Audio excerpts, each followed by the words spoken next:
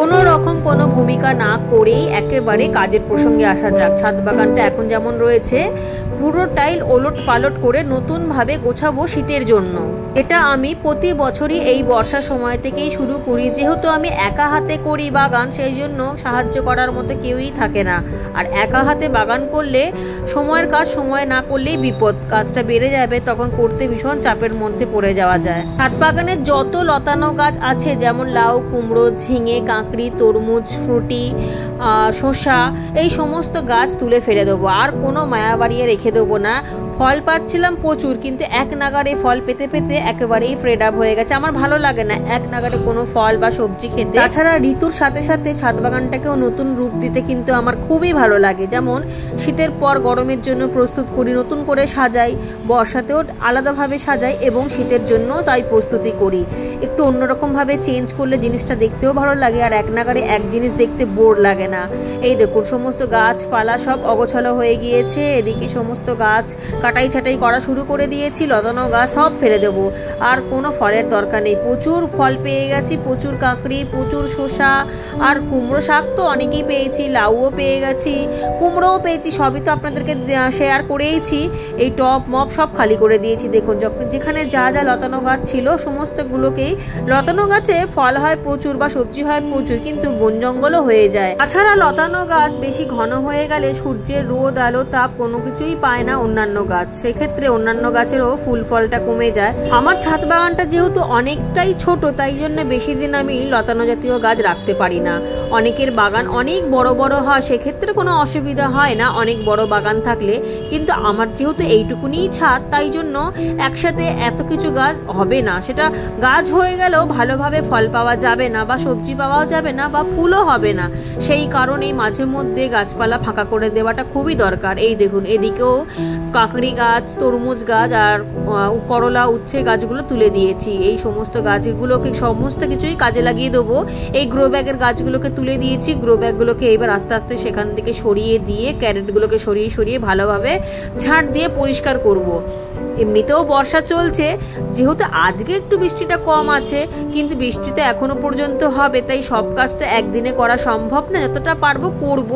গাছগুলোকে সবার আগে তুললাম এই কারণে, কারণ এই গাছগুলো থেকে আর কোনো রকম ভাবে ফল ফুল সবজি আমি নেবো না। তাই মাটিতে থাকলে শুধু শুধু মাটির খাবারটা খেয়ে ফল ফুল দিয়ে যাবে, এতে মাটিটা তো দুর্বল হয়ে যাবে। তাই মাটিটাকে অবশ্যই গাছগুলো থেকে ক্লিয়ার করে দিতে হবে, যাতে মাটির খাবারগুলো যেটুকুনি রয়েছে সেটুকুনি থাকুক। বৃষ্টির জলেতে আরো সমৃদ্ধ হয়ে যাবে এবং পরে এই মাটিটার মধ্যেই আমি গোবর সার বা ভার্মি কম্পোস্ট বা পাতা পচা সার দিয়ে অন্য গাছ করতে পারবো। এই কারণেই আমি গাছ সবসময় টব থেকে খালি করে রাখি। এটা কিন্তু খুব প্রয়োজনীয় একটা জিনিস। যদি কোনো গাছ আপনার পছন্দ না হয় তবে টবের মধ্যে রাখবেন না, টব থেকে তুলে নিয়ে রাখবেন। টবের মধ্যে থাকলে কিন্তু সে গাছটা বেঁচে থাকবে টবের খাবার নিয়ে। আমার অনেক অনেক বন্ধুরা প্রায় সময় একটা কমেন্ট করেন যে কিভাবে আমার ছাদ বাগানে এত ফুল ফল সবজি হয়। এই কারণে, কারণ আমি মাটিটাকে একেবারেই নষ্ট হতে দিই না। মাটি যদি উন্নত থাকে গাছ তো তখন ভালো হবেই, সেই জন্যই সবসময় মাটির দিকটা খেয়াল রাখতে হবে। আসল জিনিসটাই তো হলো মাটি। কিছু কিছু বন্ধুরা আমাকে এটাও বলেন যে আমার ছাদ বাগানটা অনেক বড়। না, আমার ছাদ বাগানটা খুবই ছোট, এটা আমি অনেক ভিডিওতে বলেছি। শুধুমাত্র গাছ করার পদ্ধতি, কোন গাছ কিভাবে রাখবো বা কিভাবে রাখলে বা সাজালে দেখতে ভালো লাগবে বা জায়গাটাও কম লাগবে, লতানো গাছ কোন দিকে রাখবো বা ফল গাছ কোন সারিতে রাখতে হবে বা ফুল গাছ কিভাবে রাখবো বা কোনো গাছে রোগ লাগলে সেটা কিভাবে আলাদা করব, এই সব দিয়েই কিন্তু আমার ছাদ বাগানটাকে আমি সুন্দর করে তোলার চেষ্টা করি। জায়গা কিন্তু খুবই কম, ম্যানেজ করি ঠিক এইভাবে। সাথে সাথে অন্য লোকের ছাদকেও কিন্তু আমাকে দেখে শুনে রাখতে হয়। এটা অন্য লোকের ছাদ, যেহেতু আমার ছাদ লাগোয়া, তাই গাছের পাতা টাতা তো পড়তেই পারে। আমি কিন্তু সপ্তাহ শেষে একবার করে ঝাঁট দিয়ে জল দিয়ে ধুয়ে পরিষ্কার করে নিই, যাতে কোনো কথা না ওঠে। যদিও বা তারা কোনোদিনই আমাকে কিছু বলেনি, আমি সেভাবেই মেনটেন করে চলি। সাজানো গোছানো ছাদ বাগান দেখতে যতটা সুন্দর লাগে, এর পেছনে পরিশ্রম 4 গুণ বেশি। প্রচুর পরিশ্রম, তবুও মানসিক একটা শান্তি পাওয়া যায়। কারণ চুপচাপ কাজ করলে আপনার মাথার মধ্যে নানান নানান নতুন নতুন আইডিয়া আসবে, আপনার বুদ্ধি বাড়বে। আর অযথা লোকের সাথে ভুলভাল গল্প করে কি লাভ, যেখানে কোনো কাজেই লাগবে না সেই জিনিসটা। তা বলে সংসারে যাবতীয় কাজ করে যে বাগানই করতে হবে বা গাছই করতে হবে এর কোনো মানে নেই। কত লোকের কত গুণ থাকে, সেই সব দিকে ফোকাস না করে ওই বাড়ি বাড়ি গিয়ে আড্ডা বা কেউ বাড়িতে এলো আড্ডা, এই জিনিসটাতে আমার একেবারেই ভালো লাগে না। নিজের প্রতিভাগুলো যদি আমরা নিজেরাই চিনতে না পারি তো অন্যরা কিভাবে আমাদেরকে সম্মান দেবে।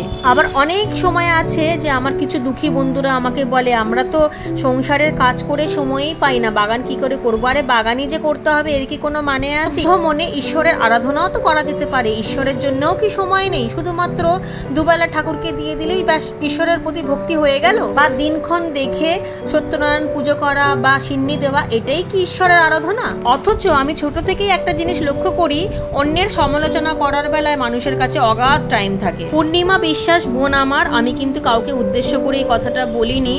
কোনো কিছু বললেই বা বাস্তবটাকে তুলে ধরলেই তুমি হয়তো ভাবো যে আমি কোনো কষ্ট থেকে কথাগুলো বলছি, সেরকম না। কষ্ট এখন আমার সয়ে গেছে, তুমি চিন্তা করো না, এগুলো বাস্তব কথা, তাই আমি বললাম। কিছু সময় কিছু কথা বলতেই লাগে, না হলে মানুষ দুর্বল ভাবে।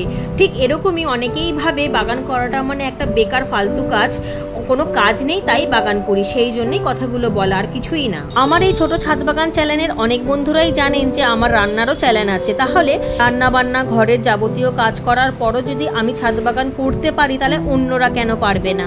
আসলে আমাদের মতো কিছু মানুষ আমরা বেছে নিয়েছি পরিশ্রম, আর কিছু মানুষ বেছে নেয় আরাম বা অজুহাত। বিশ্বাস করুন, এই যে এত কাজ, সকাল থেকে বিকাল পর্যন্ত রান্না, ঘরের কাজ, বাগানের কাজ, বাগান পরিষ্কার করা, তারপর দিন শেষে যখন রাতের বেলা বিছানাতে যাই তখন গা হাত পার মধ্যে আর কিছু থাকে না সার। এত গা হাত পা যন্ত্রণা করে বা এত শরীরটা খারাপ লাগে, তারপরেও কিন্তু সকালবেলা উঠে আবারও কাজের চিন্তা করি যে আজকে এই কাজ করতে হবে, সেই কাজ করতে হবে, মাথার মধ্যে সব সময় কাজই ঢুকে থাকে। এই দেখুন, আমার সাথে সাথে আমার ছেলেটাও কিন্তু খুবই ক্লান্ত হয়ে যায়, তবুও ওকে দিয়ে আমি কিছু কিছু ছোট ছোট কাজ করাই, কারণ কর্মই জীবন। যারা গীতা পড়েছেন তারা তো জানেনই, কর্ম ছাড়া কিন্তু মুক্তি পাওয়া যাবে না এই জীবনে। এই দেখুন, সমস্ত গ্রো ব্যাগগুলোকে একসাথে করে এক জায়গায় রেখে দিয়েছি, আর বাকি ছাদে পুরো জল ঢেলে পরিষ্কার করে নিলাম, সেটা তো আপনারা দেখলেনই।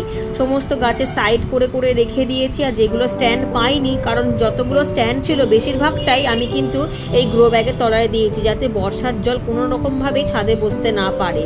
সেই জন্য টবের তলাটা খালি রেখেছি, কারণ টবের তলাতে সেরকমভাবে জল বসবে না, জল বেরিয়েই যাবে। আজকে ছাদের কাজ করতে গিয়ে, ছাদ গোছাতে গিয়ে প্রচুর গাছ এপাশ থেকে ওপাশ হয়েছে, আমার সাথে সাথে গাছেরও কিন্তু প্রচুর জার্নি হলো। আজকে আর কোনো রকম কোনো গাছে খাবার বা স্প্রে কোনো কিছুই দেবো না, কিন্তু গতকাল যখন ছাদ একেবারেই শুকিয়ে যাবে তখন গাছে একটুখানি স্প্রে করতে হবে ফাঙ্গিসাইড। আর এদিকে দেখুন, এগুলো সব বাতিল জিনিস, এর ভেতরে জাপ পোকা লেগে যাওয়া বরবটি গাছের ডগাগুলো রয়েছে, ওগুলো তো আর কোনো কম্পোস্টেও দেবো না এবং বেডের তলাতেও দেবো না, ওগুলো একেবারেই বাড়ির বাইরে ফেলবো। কারণ কোনো রোগ লাগা গাছ দিয়ে যদি গাছ করি বা মাটি তৈরি করি তাহলে কিন্তু সেই মাটিটাও রোগযুক্ত হয়ে যাবে এবং গাছটাও কিন্তু পোকা লেগে যাবে ভেতর থেকে, একেবারে শিকড়ের মধ্যে মিলিবাগ লেগে যাবে, সেক্ষেত্রে গাছটাও নষ্ট হবে এবং ফল ফুলও পাওয়া যাবে না, শুধু শুধু পরিশ্রমটাই বৃথা যাবে। পরের দিন সকালবেলা বেশ সুন্দর রোদ উঠেছে, তবে রোদের তাপ নেই আর একটু একটু মেঘলাও রয়েছে, যেহেতু বর্ষার সময় তো ওয়েদার এরকমই থাকে। কালকে গাছের উপর দিয়ে যা ধকল গেল, সেই জন্য বিকেলবেলার দিকে এসে একটুখানি ফাঙ্গিসাইড স্প্রে করে দেবো, যে কোনো ফাঙ্গিসাইড হলেই হলো, তাতে গাছ একটু হলেও শান্তি পাবে। এই যে চোটগুলো ভেতরে ভেতরে লেগেছে সেগুলো কিন্তু উপর দিয়ে দেখা যায় না। তবে কাজ কিন্তু এখানেই শেষ হয়নি, এখনো প্রচুর কাজ আছে।